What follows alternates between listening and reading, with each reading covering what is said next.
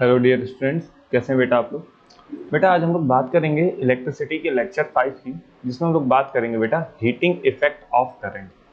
Current का heating effect कैसे आता है और क्यों होता है, इसके बारे में बात करेंगे। देखिए, अगर इसके बारे में मैं जनरली कहूँ तो ये स्टार्ट होता है फ्लो ऑफ चार्जेस से। किस तरीके से होता है, देखो जब मैंने आपको बताया था कि चार्जेस जब किसी कंडक्टिंग वायर में फ्लो करते हैं, ठीक है, तो वो कैसे फ्लो करते हैं इन अ पर्टिकुलर डायरेक्शन। और जब वो in a particular direction charges flow करते हैं तो एक चार्ज दूसरे चार्ज को क्या करता है, कोलाइड करता हुआ या फ्रिक्शन करता हुआ आगे की तरफ बढ़ता है। तो जब किसी कंडक्टिंग वायर में बहुत ज़्यादा फ्रिक्शन होता है, बहुत ज़्यादा कोलिजन होता है, तो वहाँ पे रेजिस्टेंस इंक्रीज होता है। अगर कम कोलिजन या होता है तो कम रेजिस्टेंस होता है। तो देन इट मीन्स टू से अगर वायर का रेजिस्टेंस ज़्यादा है, यानी कि कोलिजन अगर ज़्यादा हो रहे हैं तो रेजिस्टेंस ज़्यादा होगा।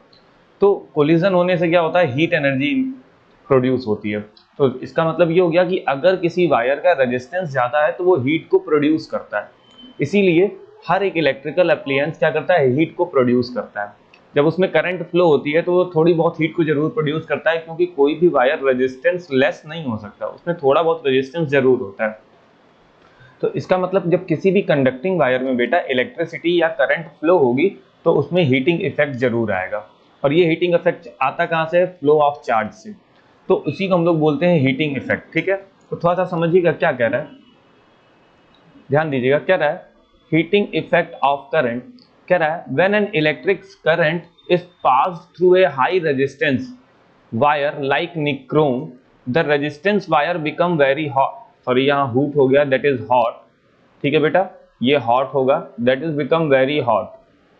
ठीक है, now that is become very hot and produces heat. Cause of resistance ऐसा होता है, याद रखिएगा। This is called the heating effect of current. This is called the heating effect of current. तो अगर हीटिंग इफेक्ट करंट में generate हो रहा है तो उसके हीट को भी कैलकुलेट करने की कोई वैल्यू आती होगी। किस तरीके से उसके हीट को कैलकुलेट करते हैं, आइए हम लोग थोड़ा सा देखते हैं। तो चीजों को समझिएगा। अब देखिएगा, अगर मैं बेसिक कहूं कि अगर चार्जेस का फ्लो, करंट का flow, then it means to say charges का फ्लो। तो चार्जेस जब किसी कंडक्टिंग वायर में फ्लो होता है तो उसका वर्क डन कितना होता है। ठीक है, तो अगर हम उसके वर्क डन की बात करेंगे तो work done then it means to say W, W is equal to charge, ठीक है, Q और into potential difference. Charge the work done is equal to Q into V, ये हो जाता है। ठीक है, तो अब यहां से मैं करंट की वैल्यू निकालता हूं। थोड़ा सा देखिएगा, ये होगी इक्वेशन नंबर 1। करंट को अगर आप कैलकुलेट करेंगे तो करंट इज इक्वल टू क्या हो जाता है बेटा, Q बाई टी। और यहां से Q की वैल्यू कितनी आ जाएगी, I into T, that is the Q की value, that is question number 2। अब आप ओम्स लॉ को अप्लाई करेंगे by the Ohm's law. By the Ohm's law आप डायरेक्टली लिख सकते हैं V is equal to I into R. ठीक है, ये हो गया इक्वेशन नंबर 3। अब आप क्या करेंगे, इक्वेशन नंबर 2 और इक्वेशन नंबर 3 से Q एंड V की वैल्यू इक्वेशन नंबर 1 में पुट करेंगे। ठीक है, तो by equation 2 and 3, by equation 2 and 3, W is equal to I into T into I into R. तो ये क्या बन जाएगा बेटा, I square into R into T, ये बन गया। अब ये जो वर्क डन आया ना, अब इसी को हम एज्यूम कर लेते हैं कि जस्ट एज्यूम, देखिएगा अब यहां पर आप एज्यूम करते हैं, एज्यूम, या फिर हम लोग कहेंगे assuming all electrical energy converted into heat energy, then heat produce is equal to I square into R into T. ये फॉर्मूला आ जाएगा बेटा हमारे पास। यानी कि जो work done I square into R into T होता है वही एनर्जी, क्योंकि ये एक एनर्जी और ये भी एनर्जी ही है ना बेटा। सो कॉज ऑफ एनर्जी ये लिखते हैं। ठीक है, इसकी यूनिट क्या हो जाती है बेटा, जूल। ठीक है, यूनिट क्या हो जाती है, जूल। अब ये जो हीटिंग इफेक्ट आता है हमारे पास, इसी को हम लोग बोलते हैं Joule's law of heating. This is also known as Joule's law of heating, Joule's law of heating, इसे जूल्स लॉ ऑफ हीटिंग भी कहते हैं बेटा। ठीक है, ध्यान में रखिएगा, इसे जूल्स लॉ ऑफ हीटिंग भी कहते हैं। तो किस तरीके से हमको ये फॉर्मूला ड्राइव करना था ये मैंने आपको बताया, ठीक है। अब ये फॉर्मूला कैसे क्या आगे होता है इसको थोड़ा सा समझेंगे। तो यहां पर क्या रहा है देखिएगा, the heat produce in the wire is directly proportional to, तो किस किस के डायरेक्टली प्रोपोर्शनल टू होता है, square of the current, resistance and the time period, ठीक है। तो क्या रहा है, the square of the current, square of the current से डायरेक्टली प्रोपोर्शनल होने का मतलब करंट जितनी ज्यादा होगी हीट एनर्जी उतनी ज्यादा होगी, ठीक है। करंट जितना कम होगा हीट एनर्जी उतना कम होगा, और वो भी स्क्वायर के टर्म में। रेजिस्टेंस ऑफ वायर, रेजिस्टेंस बढ़ेगा तो हीट बढ़ेगी, रेजिस्टेंस डिक्रीज होगा तो हीट डिक्रीज होगी। Time for which current pass, यानी कि कितने टाइम तक करंट पास होती है, जितनी ज्यादा देर तक करंट पास होगी हीटिंग इफेक्ट उतना जनरेट होगा, यानी कि ज्यादा करंट का पास होना यानी कि ज्यादा हीट को जनरेट करना। तो ये सब डायरेक्टली प्रोपोर्शनल होते हैं, ठीक है बेटा। आगे क्या कह रहा है, all the appliances which run on electricity do not convert all the electrical energy into the heat energy. अब देखिए जितने भी एप्लियंसेस, इलेक्ट्रिकल एप्लियंसेस हैं जो कि इलेक्ट्रिसिटी के थ्रू चलते हैं, ये हीट एनर्जी प्रोड्यूस तो करते हैं, लेकिन ऐसा नहीं है कि सारी की सारी इलेक्ट्रिकल एनर्जी को हीट में प्रोड्यूस कर देंगे, ऐसा नहीं होता है, ठीक है। तो ये कुछ को हीट में प्रोड्यूस करते हैं। अब कुछ हीटिंग एप्लियंस की बात करें तो वो बात की बात है, उसमें मैक्सिमम हीट एनर्जी में कन्वर्ट करते हैं। All the electrical heating appliances have a heating element और heating coil made of high resistance wire like nichrome. अब जितने भी हीटिंग एप्लियंस होते हैं, electrical heating appliance just like geyser, heater, ये टाइप के जितने भी इलेक्ट्रिकल एप्लियंस होते हैं जो कि हीट प्रोड्यूस करते हैं, वो ज्यादातर high resistance wire like nichrome से बने होते हैं, ठीक है, क्योंकि निक्रोम हाई रेजिस्टेंस को जनरेट करता है। आगे देखते हैं applications of the heating effect of current. इसके कुछ बेसिक एप्लीकेशंस को समझते हैं, इसके क्या क्या एप्लीकेशंस हैं। तो देखिए अगर मैं इनके एप्लीकेशंस की बात करूं तो क्या क्या एप्लीकेशंस है, कह रहा है use in the electrical heating appliances such as electric iron, electric kettle, toaster, oven, room heater, geyser etcetera. तो ये जितने भी इलेक्ट्रिकल हीटिंग एप्लियंसेस हैं उसमें इनका यूज हम करते हैं। जस्ट लाइक आपको दिखाई दे रहा है इलेक्ट्रिक आयरन हीट में आता है, electric kettle, toaster, oven, room heater, तो इन सब में इसका यूज करते हैं heating effect. Next, use in the electric bulb to produce light.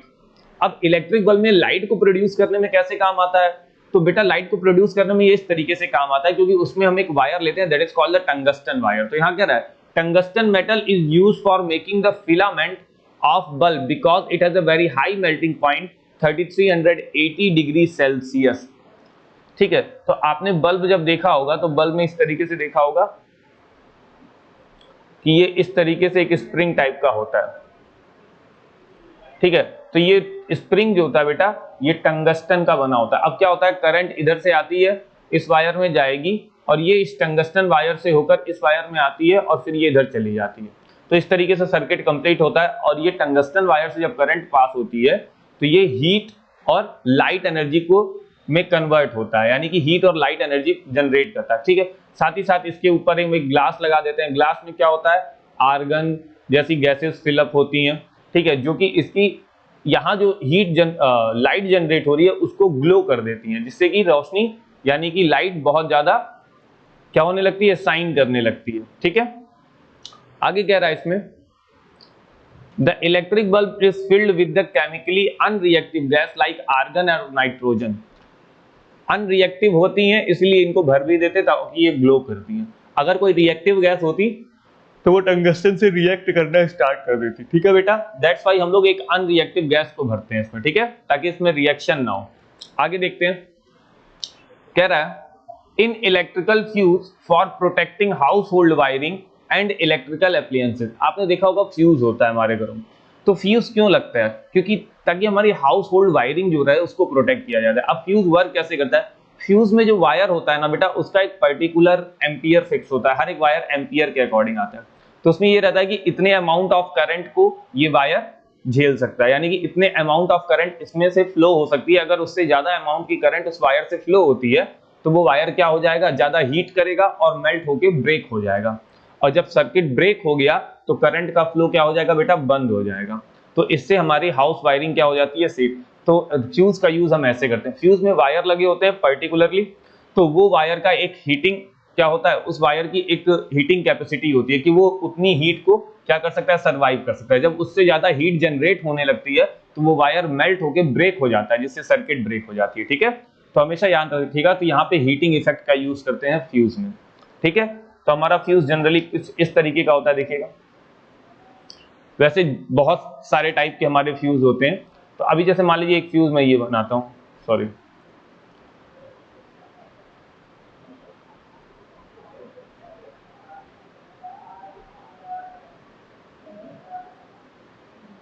एक फ्यूज हमारा ये होता है, इसमें फ्यूज वायर कुछ इस तरीके से जाती है। ठीक है, अब ये एक टर्मिनल और ये दूसरे टर्मिनल से कनेक्ट होता है, तो जब करंट ऐसे फ्लो होता है तो इस फ्यूज वायर से पास होता है। अब ये फ्यूज वायर एक पर्टिकुलर अलग मटेरियल हो जाता है, इसमें इसमें अमाउंट ऑफ करंट की कैपेसिटी फिक्स होती है कि इसमें इससे ज्यादा करंट अगर फ्लो हुआ तो ये मेल्ट हो जाएगा fuse wire.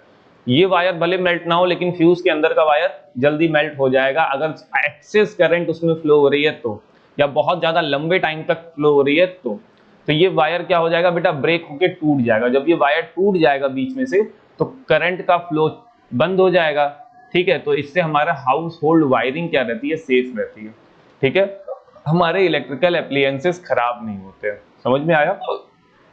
Okay okay good. अब देखिएगा, ये जो हीटिंग इफेक्ट हमारा होता है ये जनरली हीट को जनरेट करने का काम करता है।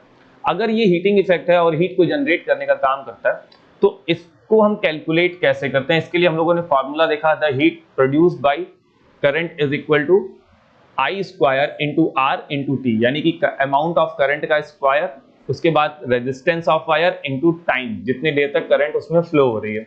ठीक है, तो आइए हम लोग अब थोड़ा सा कुछ न्यूमेरिकल देख लेते हैं, इसको कैलकुलेट कैसे करते हैं। तो देखिएगा, हमारे पास एक क्वेश्चन है, calculate the heat produced when 96,000 coulombs of charge is transmitted in 1 hour through a potential difference of 50 volt.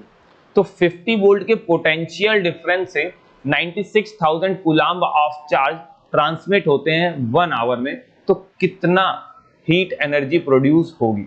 तो आइए हम लोग निकालते हैं। तो देखिए, हमारे पास चार्ज पता है, पोटेंशियल डिफरेंस पता है, तो हम करंट निकाल सकते हैं।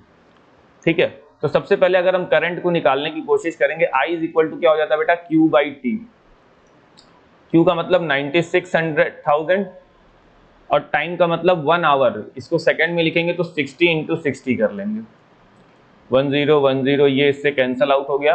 अब हम इससे इसको काटेंगे या कैंसल आउट करेंगे तो हमारे पास बेटा इसका जनरल आंसर आता है इसका 26.67 एम्पियर। कितना आ जाता है, 26.67 एम्पियर। जब आप इसको कैलकुलेट करेंगे पूरा, then your answer is become 26.67 ampere. तो ये आ गई बेटा अमाउंट ऑफ करंट। ये क्या आ गया आपके पास, अमाउंट ऑफ करंट। अब जब आपके पास करंट आ ही गया है, तब आप रेजिस्टेंस भी निकाल लेंगे ओम्स लॉ से।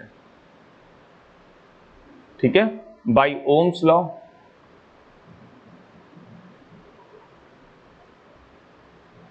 Resistance is equal to V by आई।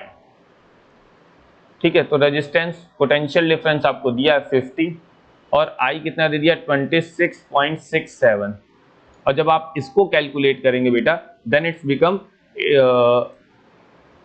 1.87। ये कितना हो जाएगा बेटा, 1.87 ओम। तो रेजिस्टेंस कितना आ गया, 1.87 ओम। ठीक है, अब आपको निकालना है हीटिंग इफेक्ट। तो हीटिंग इफेक्ट का फॉर्मूला क्या होता है, I square into R into T. तो आपके पास आई है, आर है और टाइम दे दिया है 1 आवर का, तो टाइम भी है। So the heating effect H is equal to I square का मतलब कितना हो गया 26.67 होल स्क्वायर इंटू आर और इंटू टी, यानी कि 3600। तो जब इसको पूरा कैलकुलेट करेंगे हम लोग, ठीक है, थोड़ा सा टाइम लगेगा, जब हम इसको पूरा कैलकुलेट करेंगे, then your answer is become 4788,400 joule. ठीक, अब आप इसको किलो जूल में कर दिए, क्वांटिटी बहुत बड़ी है तो यहाँ पर पॉइंट लग जाएगा, यानी कि 4788.4 किलो जूल। ये आ गई आपकी quantity kilo joule, that is the answer. ये हो गया आपका हीट प्रोड्यूस, इतनी हीट प्रोड्यूस होती है। ठीक है बेटा, तो किस तरीके से इसको कैलकुलेट किया ये आपने देखा ना। तो क्वेश्चन क्या था एक बार फिर से देख लेते हैं। क्वेश्चन था कि अगर 96,000 कूलम्ब ऑफ चार्ज 50 वोल्ट के पोटेंशियल डिफरेंस से 1 घंटे के लिए ट्रांसमिट किए जाते हैं तो कितनी हीट प्रोड्यूस होगी। तो इसको हम लोगों ने वन बाय वन, हमें क्या क्या चाहिए होता है, आई चाहिए होता है, आर चाहिए होता है और टी चाहिए होता है, हम लोगों ने कैलकुलेट किया और इसका आंसर निकाल लिया। ओके, समझ में आया कैसे किया गया है। Okay, very good. नेक्स्ट, अगर हम बेटा नेक्स्ट क्वेश्चन की बात करेंगे तो नेक्स्ट क्वेश्चन बहुत ही अच्छा है, थोड़ा सा ध्यान दीजिएगा। अगर आप हल्का सा मिस होते हैं तो फिर आपसे इस टाइप के क्वेश्चंस नहीं लग पाएंगे, इसलिए थोड़ा सा केयरफुल आप रहिएगा कि नेक्स्ट तरीके के क्वेश्चंस को किस तरीके से करेंगे। इसके लिए आपको थोड़ा सा केयरफुल होना पड़ेगा, ठीक है बेटा, क्योंकि अगर आप हल्का सा भी मिस होते हैं तो आपसे ये पूरा क्वेश्चन खराब हो जाएगा। ठीक है, तो आइए देखते हैं कि किस तरीके से इस क्वेश्चन को करते हैं। क्या कह रहा है, two conducting wires of the same material and of equal length and equal diameter are first connected in series। अब देखो, अगर दो वायर हैं, सेम मटेरियल के हैं, सेम लेंथ के हैं और उनका diameter, then it means to say cross section या थिकनेस सेम है, and then they are connected in series, एक बार वो सीरीज में कनेक्ट हुए, and then in parallel in a circuit, और फिर पैरेलल में भी कनेक्ट किया गया across the same potential difference. Same type के पोटेंशियल डिफरेंस में दोनों को एक बार सीरीज में कनेक्ट किया गया। ओवरऑल पोटेंशियल डिफरेंस सर्किट का क्या रहा बेटा, पूरे सर्किट का पोटेंशियल डिफरेंस सेम था, सीरीज में भी और पैरेलल में भी। Then find the ratio of heat produce in series and the parallel combination. तो कितनी हीट जनरेट हो रही है, हमें इसको निकालना है। तो बेटा इस क्वेश्चन को कैलकुलेट करते टाइम थोड़ा सा केयरफुल होना पड़ेगा, क्योंकि आपको चीजें यहां पर सोचनी है। तो सबसे पहले आप ये सोचेंगे कि वायर में रेजिस्टेंस कितना है, तो आप लिखेंगे क्या, सपोज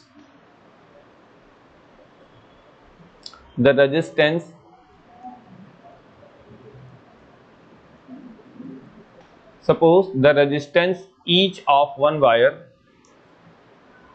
या इन ईच वायर,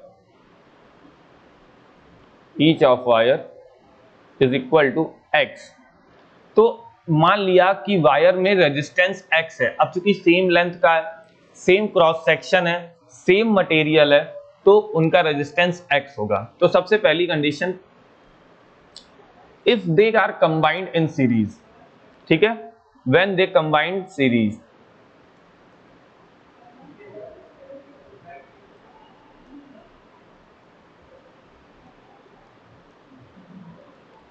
अगर वो सीरीज में कंबाइन होते हैं तो उनका टोटल आर, ठीक है, तो सीरीज का आर हम मान लेते हैं R1 is equal to x plus x is equal to 2x, इतना आ गया R1। ठीक है, अब मानते हैं, अब देखो पोटेंशियल डिफरेंस के लिए यहां क्या बोल रहा है, with the same potential difference across the circuit. तो if the PD across circuit is V, तो PD across the circuit V है, देन R1 निकाले हैं तो I1, यानी कि when सीरीज में कनेक्टेड है दैट इज वाई I1 लेते थे। तो I1 इज इक्वल टू क्या आ जाएगा, तो I1 का फॉर्मूला क्या होता है, V by I, V by R, तो V by R1 which is equal to V by 2x। क्या आ गया बेटा, V बाई 2x। तो आपको I है, R है, और आपको निकालना है हीट के लिए। तो आप एक पर्टिकुलर मान लीजिए कि टाइम t में होता है, तो टाइम जो ले लिया वो आपने कितना ले लिया, t टाइम। ठीक है, तो हीट प्रोड्यूस, तो heat is equal to H1, चूंकि सीरीज में है तो I स्क्वायर यानी कि I1 स्क्वायर इंटू R1 और इंटू T। तो I1 का स्क्वायर कितना है, V बाई 2x का होल स्क्वायर इंटू R1 कितना है बेटा, 2x और इंटू T। ठीक है, आपको कैलकुलेट करते जाना इसको आराम से, V square upon 4x square into 2x into T।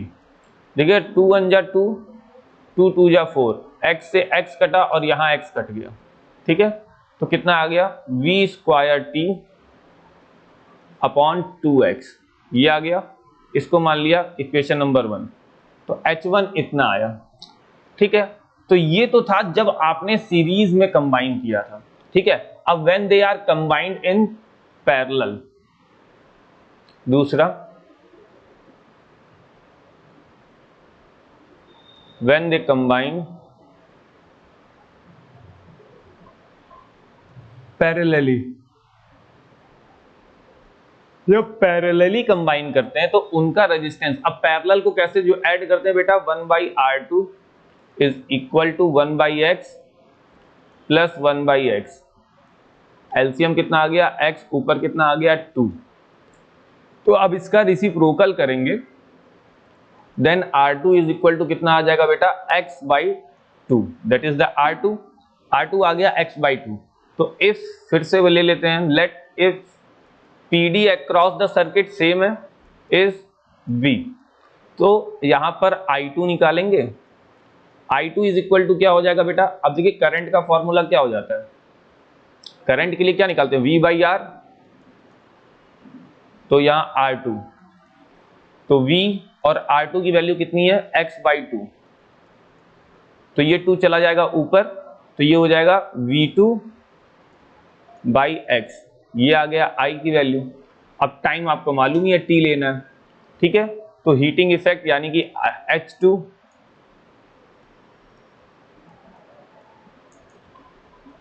I2 square into R2 और into T, I2 square then it means 2V/x whole square into R2 then it means to say x/2 और into T।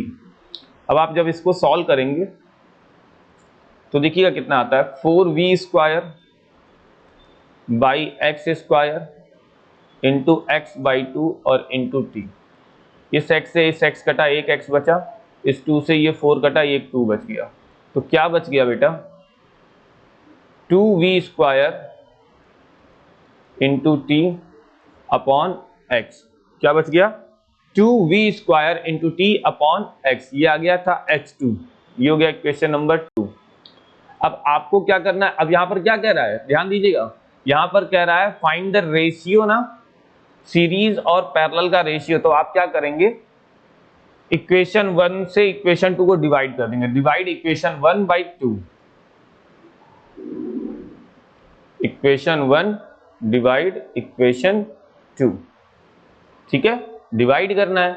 तो इसका मतलब H1 divide by H2, तो H1 की value कितनी आ रही थी बेटा, तो हम देखेंगे कि H1 की जो वैल्यू आ रही थी वो थी V square T upon 2x, V square into T upon 2x, और H2 की वैल्यू कितनी आ रही थी बेटा 2V square into T upon x। तो इंटरनल और एक्सटर्नल मल्टीप्लाई होता है, तो हमने जब इसको किया तो हमने कितना लिख लिया V स्क्वायर इंटू T, क्या लिख लिया बेटा V स्क्वायर इंटू T और into x upon 2V square into T, क्या आ गया 2V स्क्वायर इंटू T, और सॉरी, और ये इंटू 2x, ये इतना आ गया। अब देखिए T से T कैंसल, V स्क्वायर से V स्क्वायर कैंसल, x से x कैंसल, आया कितना बेटा 1/4, कितना आ गया 1/4। अब ध्यान दीजिएगा, then it means to say H1/H2 is equal to 1/4, then it means H1 ratio H2 is equal to 1:4, ये आ गया बेटा हमारा रेशियो। अब इसका मतलब सीरीज में जो हीट जनरेट होगी और पैरेलल में जो हीट जनरेट होगी, उनके हीट जनरेशन का रेशियो ये होगा। Is that clear?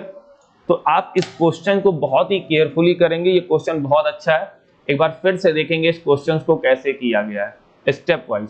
जब ऐसा क्वेश्चन देगा तो आपको मान लेना है कि रेजिस्टेंस अगर सेम वायर है तो रेजिस्टेंस भी सेम होगा। अब उसके बाद पहले आप सीरीज के लिए कैलकुलेट करिए। तो जब आपने सीरीज के लिए बेटा कैलकुलेशन की तो सबसे पहले आपने कॉम्बिनेशन को सीरीज मिल गया तो आपने कैलकुलेशन में R1 निकाला, R1 के साथ साथ तो सीरीज का कैलकुलेशन ही 1 ले लेते हैं, तो यहाँ पर फिर I1 निकाला, I1 जब हमारा निकल गया तो फिर हमने H1 निकाला, तो फाइनली हमारा H1 आ रहा था v²t/2x, ये आ रहा था। सेम यही चीज हमने पैरेलल कॉम्बिनेशंस में की, जब हमने पैरेलली कंबाइन किया तो सबसे पहले हमने क्या निकाल लिया, R2 की वैल्यू निकाल ली। जब हमने R2 की वैल्यू निकाल ली तो फिर हमने I की वैल्यू को कैलकुलेट किया।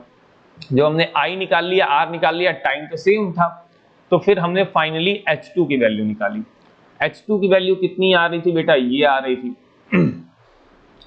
H2 की वैल्यू कैलकुलेट करने के बाद हमें रेशियो निकालना था, तो हमने H1 डिवाइड बाई H2 कर दिया। तो जब डिवाइड किया, वैल्यूज पुट की, वैल्यूज पुट करने के बाद चीजें कट आउट हुई, टर्म्स कैंसिल हुए, तो फाइनली जो नंबर आया वो आया 1/4। इसका मतलब H1 रेशियो H2, यानी कि heat produce in the series ratio heat produce in the parallel is equal to 1:4। ये आ गया हमारा रेशियो। ठीक है बेटा, तो ऐसे क्वेश्चंस को कैसे करेंगे ये आपने देखा। प्लस हीटिंग इफेक्ट क्या होता है इसको हम लोगों ने देखा फिलहाल आज के लेक्चर में। देखिए अब यहाँ पर कुल मिला जुला के ये चैप्टर पूरा खत्म होता है। ये जो हीटिंग इफेक्ट था ये इसका लास्ट टॉपिक था। हीटिंग इफेक्ट या हीटिंग इफेक्ट का यूज कैसे करते हैं, उसका फॉर्मूला कैसे कैलकुलेट करते हैं, उससे रिलेटेड न्यूमेरिकल्स कैसे सॉल्व किए जाते हैं, ये इस चैप्टर का लास्ट टॉपिक था। इसके बाद वाले टॉपिक में बेटा मैं एक लेक्चर और लूंगा जिसमें हम लोग इस चैप्टर से रिलेटेड कुछ बेसिक न्यूमेरिकल्स के बारे में बात करेंगे कि अगर आपको कुछ न्यूमेरिकल्स आते हैं तो उसको किस तरीके से अटेम्प्ट करेंगे। ठीक है, क्योंकि बच्चों को मैंने देखा है कई बार सफर करते हुए न्यूमेरिकल्स में बच्चे बेचारे डर जाते हैं या फिर नहीं कर पाते हैं। थ्योरेटिकल पार्ट तैयार है, न्यूमेरिकल पार्ट्स नहीं तैयार हो पाते। तो बेटा न्यूमेरिकल बहुत ईजी होता है, आपको फॉर्मूला कैलकुलेट करना आना चाहिए, डेराइव करना आना चाहिए, प्लस लर्न होना चाहिए। उसके बाद आप एक बार क्वेश्चंस को अंडरस्टैंड कर लेंगे तो आपके लिए क्वेश्चन बहुत ईजी हो जाएगा। तो बेटा इसके जो नेक्स्ट वीडियो होगा उसमें हम कैलकुलेशन के बारे में देखेंगे, यानी कि न्यूमेरिकल्स की कैलकुलेशन कैसे करते हैं इसके बारे में देखेंगे। ठीक है, तो फिलहाल आज के वीडियो में इतना ही, फिर मिलते हैं बेटा हम लोग नेक्स्ट वीडियो में। Bye bye.